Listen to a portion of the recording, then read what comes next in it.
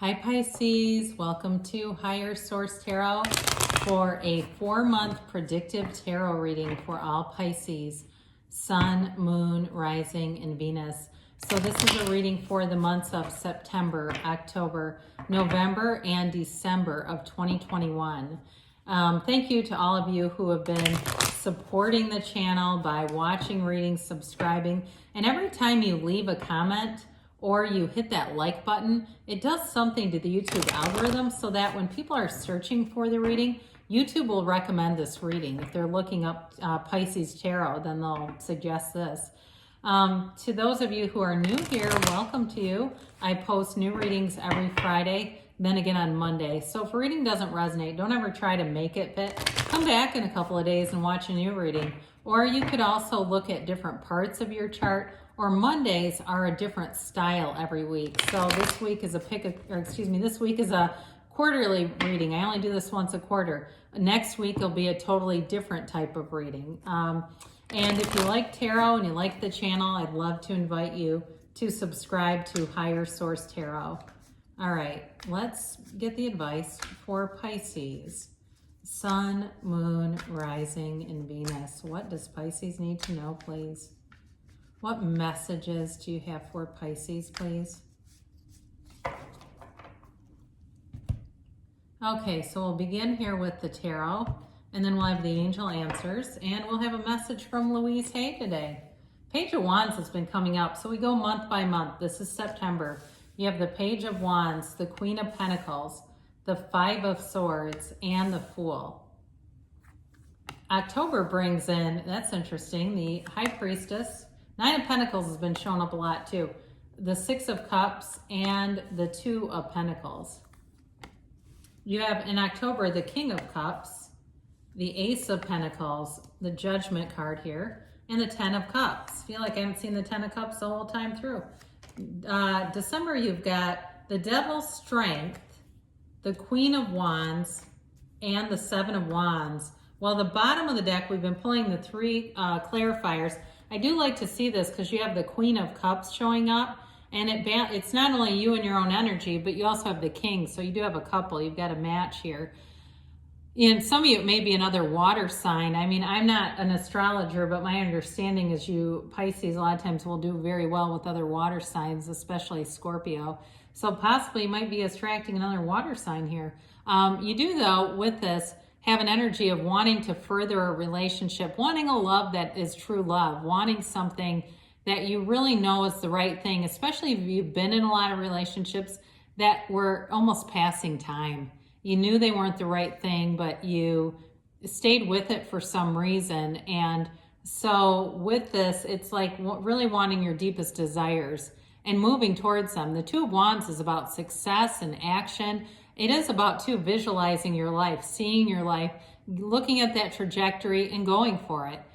In the Eight of Cups, of course, that's the hero's journey. It's about seeking deeper meaning, seeking deeper connections. So for some of you, too, if there's a change at work, I do feel like you're going to really find it to be goals. You've got a great reading here, by the way. You do have, before we get into this too much more, you've got Taurus here.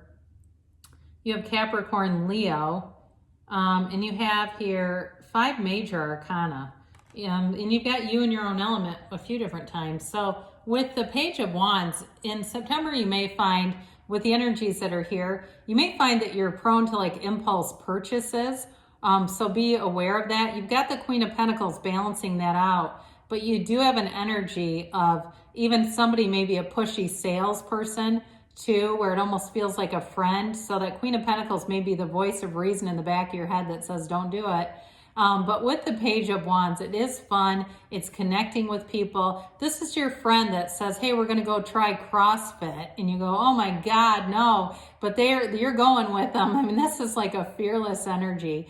And it is, like I said, it is a go-getter energy. So you may feel inspired to try new things in September and just keep the ball rolling. Sometimes as fall hits, people start to want to retreat a little bit. It gets to be sweater weather. All of a sudden we're drinking pumpkin spice and sitting by the fire, but not with this.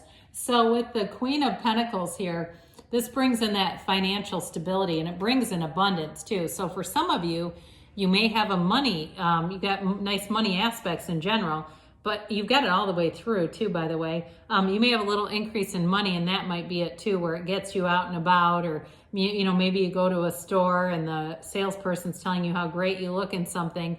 But again, that Queen of Pentacles will allow you to be somewhat frugal with it. She makes smart choices with money. So if something isn't for you, again, you won't get pushed into it with this.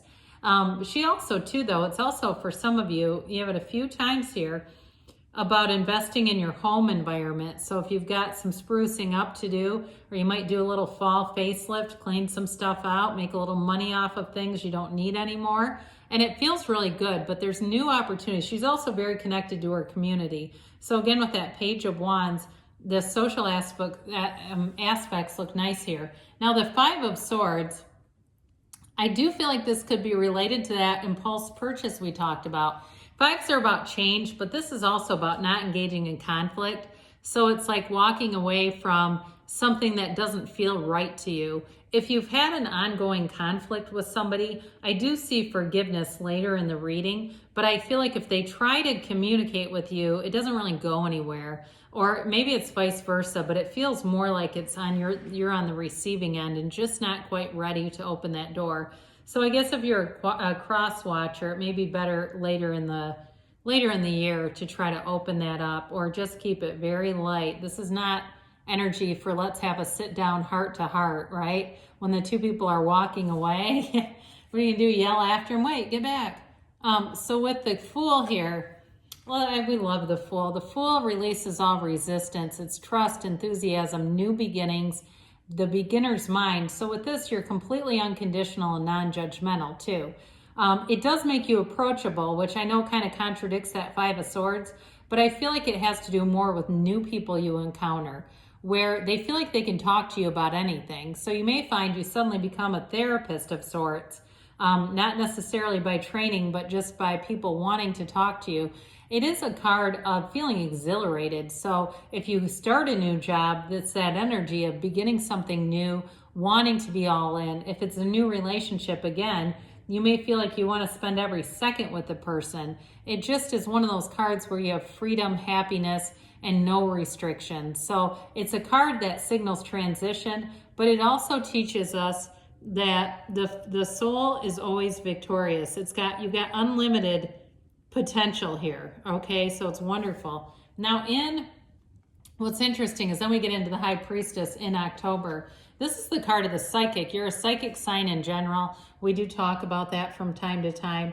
And it can be a passive energy where it like basically gives your mind a chance to work, which is not a bad thing after the Fool, because the Fool can be a bit impulsive if it's not reined in.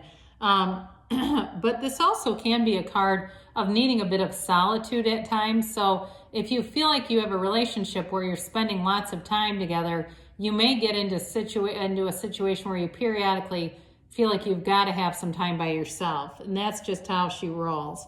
But it is a very calming energy, very intelligent energy. I mean, this is the kind of energy where you can smell when somebody's lying to you. It really is an energy where you can trust yourself, and your guides are suggesting trust yourself in this energy.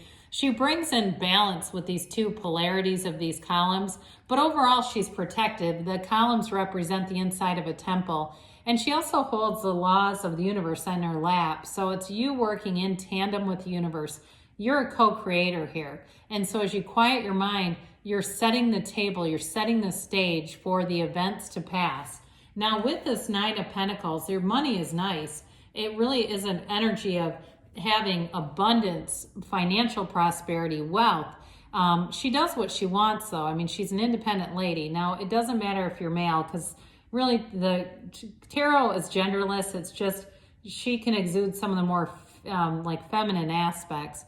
It is a card of having loyalty around you, having friends around you. She is a single lady card, but if you're single, it does indicate a relationship. So maybe the end of this, but she's not desperate and needy either. Okay, she doesn't have dating apps on every, apps for every app. I mean, she doesn't go around and, tell everyone she's single and looking. It's just like she's got this confidence and this poise, and it attracts people. So with the Six of Cups being here, This is a card of sentimental longing, like we talked about. Somebody here, it could be reconciliation for you. It's also a card of nostalgia though too. So if you are single and you have had a good relationship, or a relationship that you thought was pretty close, it's like you look back at that time with some fondness, with some sentiment in your heart. And it is a card though too of reciprocity. So in a new relationship, there's this give and take. It's a really gentle energy though. And so it's doing kind, sweet, affectionate acts for one another, taking care of each other, and it's very reciprocal. So there's a lot of balance here in the month of October. You've got it again here too with the Two of Pentacles, trying to bring in balance. You know, in the backdrop, you see those ships on that really wavy emotional energy. But yet he's kind of lighthearted, right? He's juggling those pentacles, he's juggling his responsibilities, and it's really about getting things centered and even. It makes me think of a level when you're building or trying to hang something, using a level to kind of even things out. But with this Two of Pentacles, it may be for some of you a decision to move forward in love, and I do see you doing it. Or if it's a choice with work too, I feel like you've got nice aspects for money. I don't see a lot of instability in money or career here. So again, there may be something here about doing something extra and deciding, is your time more important to you than the money? Is the money enough to cover your time? Especially if you do something with consulting too. You know, it's like, what is your time worth, they say. And that may be something if you're trying to figure out a price point. What do I charge people? Maybe you're a trainer or something and you're wondering, what am I worth? Well, people will pay you. So with the energy in November, you've got this King of Cups. It's a mature relationship that you're attracting. Again, you've got that wonderful energy of that unconditional, approachable energy, at least in terms of somebody new. Now, reconciliation people, this may be the opening, okay? I didn't see it earlier, even though the Fool was there. It just felt like they weren't quite ready for you. Probably some of the Pisces are going to get pissed and go, do not tell my stalker to come back. I had somebody that left a comment that said, oh, great, you just told him to move on. Look, the cards do the story. I'm just interpreting. So anyway, and sometimes it's not for you. It's somebody else's storyline. But with the King of Cups, this is also a card of self-development. So some of you, it's all about investing in yourself, and that is the best investment you can make. Anything that really speaks to you, maybe it's a book you keep hearing about over and over again, and you finally decide to read it, and it does something that changes you. I had somebody just the other day offer to let me read a book that they felt was life-changing. They said, I haven't been the same since. It's that kind of stuff, so it's powerful energy here. So, you know, with this, when we start to see things like this, energies like this, you definitely, and we could put in the Fool here, that would have been nice too, but this is okay too.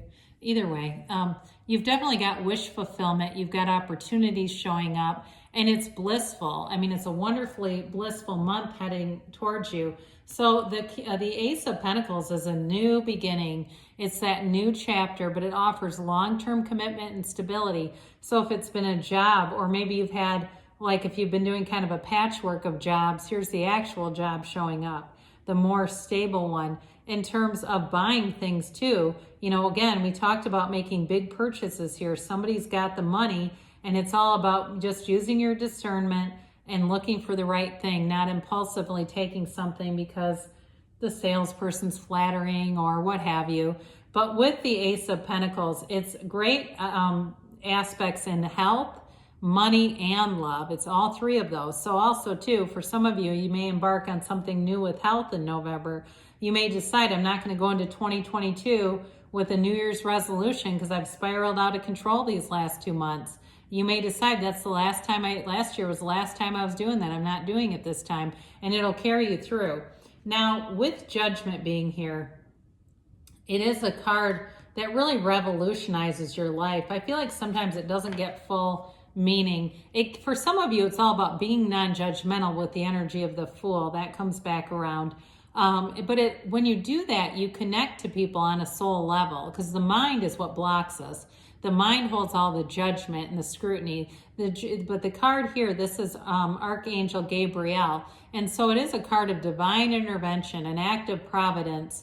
It's that care and direction that we seek from the soul level. And so in a relationship, here's your healing. If you're somebody that's looking for reconciliation, here you go. It's that opening up. It's that place of really seeing each other as two souls. And your soul doesn't resent another soul. It's complete acceptance. It's harmony. They celebrate, much like the Ten of Cups, except in the Ten of Cups, you know, it's every age group here too, except in the Ten of Cups, they're clothed, right? But there's a lot of similarities here. It's almost like those angels singing that, you know, like, ta-da, you know, it's like that big, you know, calling, like the choir singing. And so with the Ten of Cups, this is a subjective card. It's the happy family card, yes, but it can be attainment of other things too. So again, the health, hitting those goals, feeling good, feeling like you're on the right track. Material gains too, though. Those of you that there's a big purchase, here it is.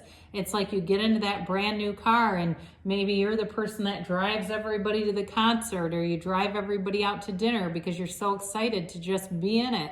It is a rainbow though after the storm. So for some of you, if you've got beef with somebody, this is that rainbow that puts you on the trajectory of being right with one another. You don't have pain here. It really is an energy of fulfillment, fullness, richness, and you know, there's joy. There's absolute joy here. So in December, we do have the devil here, and I feel like for you, this is all about letting go of limitations. He's that shadow aspect, that part of ourselves that we really get to know that maybe is deep down, that thing that holds us back, that sometimes we forget is even there until we have a setback, and then we start looking, right? We start digging through the layers, trying to figure out what the hell caused this. Here it is. You know, it's the energy of being tied to old patterns, being tied to anybody who isn't an uplifter too. And so when we break free of the soul, or excuse me, of the devil energy, we can sometimes leave behind people who are just in this energy and they're just not a fit for us, and that's okay. But with the devil, you rise to your full potential. It's the shadow that brings you into the light. When you know what you don't want, you know what you do want.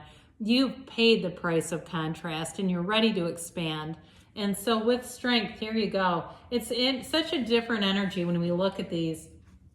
You know, the devil has to keep people chained up against their free will, whereas strength brings grace. Strength calms and tames that wild beast within. And that too, the lion can represent your subconscious, taming those shadow aspects of yourself. And that's where the real relief comes in. She is an energy too, though, of love, of grace, of divine guidance and abundance. The flowers on her gown are the same flowers that appear in the Magician's card. They are the creations from the mind. They are the physical manifestations showing up in your life. So expect to find love here and loving energies all around you. Now with the Queen of Wands, this brings in passion. It brings in action. She is a card of, in a relationship, it brings in excitement. So for some of you, things really get off the ground here. She's very loyal though. You know, you've got that many times here. So I do feel like you attract the right people, you exit people who just aren't a match anymore, and things move forward. Now in work too here, you make decisions that make gains. You have an empowered energy with the Queen of Wands. And so with the Seven of Wands right next to her, you kind of get on this momentum of it is being in alignment and finding solutions to problems. The only thing we have to be a little bit careful of with the Seven of Wands is the force manifesting, okay? So sometimes we can get a bit strong-willed in this energy. But either way, it is a 7. It's a fortunate number in the tarot. And so it does move you forward here. So let's see what the angels have to say here for you, Pisces. Really beautiful energy, though. I mean, when you look at it overall, you've got healing, forgiveness, unconditional, living in an unconditional, open way. You will be open to so many opportunities in this energy.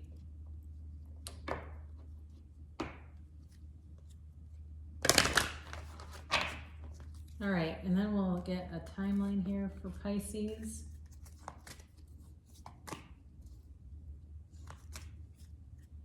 And a yes, no, maybe.